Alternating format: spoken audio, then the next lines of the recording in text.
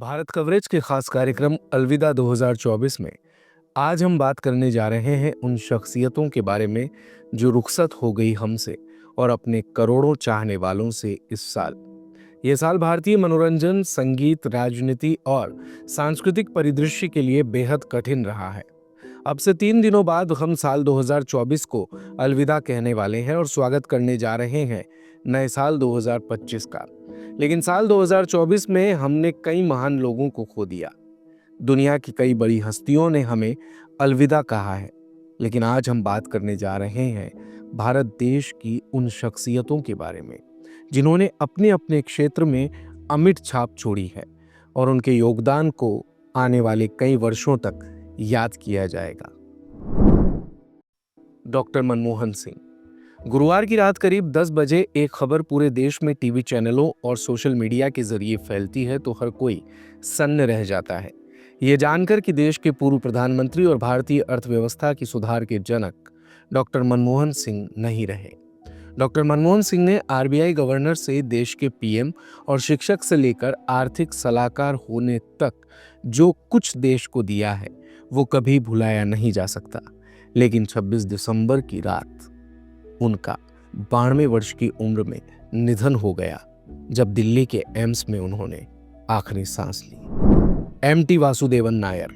Indian writer director M T. Vasudevan Nair का निधन 25 दिसंबर को 91 साल की उम्र में हुआ।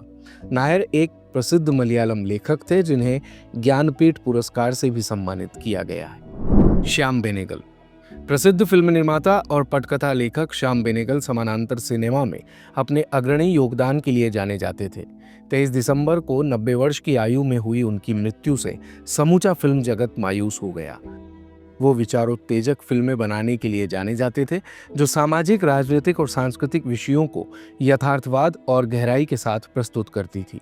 उनकी प्रशंसित कृतियों में अंकुर, निशांत और मंथन शामिल हैं। उन्हें पद्म भूषण और कई राष्ट्रीय फिल्म पुरस्कारों से भी सम्मानित किया जा चुका है। जाकिर हुसैन। विश्व प्रसिद्ध तबला वादक, संगीतकार और ताल वादक जाकिर हुसैन को उनकी अद्वितीय कलात्मकता और भारतीय शास्त्रीय फ्यूजन संगीत में योगदान के लिए याद किया जाएगा। उनका निधन 15 दिसंबर को हुआ। जाकिर हुसैन 4 ग्रैमी पुरस्कार, पद्मश्री, पद्म भूषण और पद्म विभूषण सहित अनेक पुरस्कारों से सम्मानित हैं। शारदा सिन्हा। बिहार की मशहूर गायिका शारदा सिन्हा का ब्लड पॉइजनिंग की बीमारी के कारण 71 साल की उम्र में 5 नवंबर को निधन हो गया था। शारदा सिन्हा का भोजपुरी संगीत में बड़ा योगदान है और लोग उन्हें बिहार कोकिला के नाम से जानते हैं। रोहित बल। भारतीय फैशन उद्योग के सबसे शानदार डिजाइनरों में से एक रोहित बल का निधन 1 नवंबर को 63 वर्ष की आयु में हुआ और उनके निधन से एक ऐसे युग का अंत हो गया जिसकी विशेषता उनके अभिनव डिजाइन थे, जिन्होंने पारंपरिक भारतीय सौंदर्य शास्त्र को समकालीन फैशन के साथ सहजता से मिश्रित किया। उनके योगदान ने वैश्विक फैशन परिदृश्य पर एक अमिट छाप छोड़ी, जिनमें पारंपरिक शिल्प कौशल और आधुनिक लालित्य का संयोजन होता था। Ratan Tata.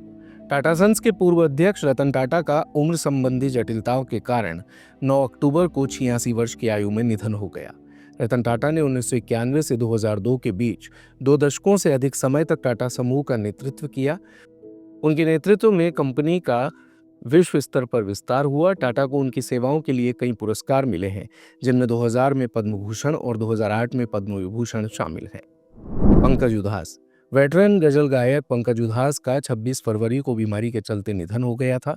Vocal, harmonium, guitar, piano, violin और तबला बजाने का शानदार हुनर रखने वाले पंकज उधास संगीत के क्षेत्र में साल 1980 से एक्टिव थे। उन्होंने EMI और टी सीरीज जैसे म्यूजिक लेवल के साथ सबसे ज़्यादा काम किया। साल 2006 में पंकज उधास को गजल गायकी के क्षेत्र में उनके शानदार योगदान के लिए पद्मश्री अवार्ड से नवाजा गया। इसी साल उन्होंने गजल गायकी के 25 साल भी पूरे किए थे। ऋतुराज सिंह। टेलीविज़न, फिल्मों और OTT प्लेटफॉर्म पर अपने प्रभावशाली अभिनय के लिए पहचाने जाने वाले बहुमुखी अभिनेता ऋतुराज सिंह का निधन 20 फरवरी को 59 वर्ष की आयु में हुआ।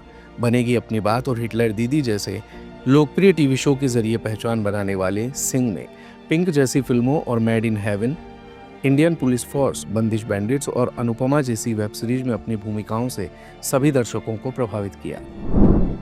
सुहानी भटनागर। आमिर खान की फिल्म दंगल में बबीता फोगाट के बचपन का किरदार निभाने वाली एक्ट्रेस सुहानी भटनागर का 16 फरवरी को 19 साल की बेहद कम उम्र में निधन हो गया था। वो डर्मेटोमायोसिटिस नामक एक दुर्लभ बीमारी से पीड़ित थी।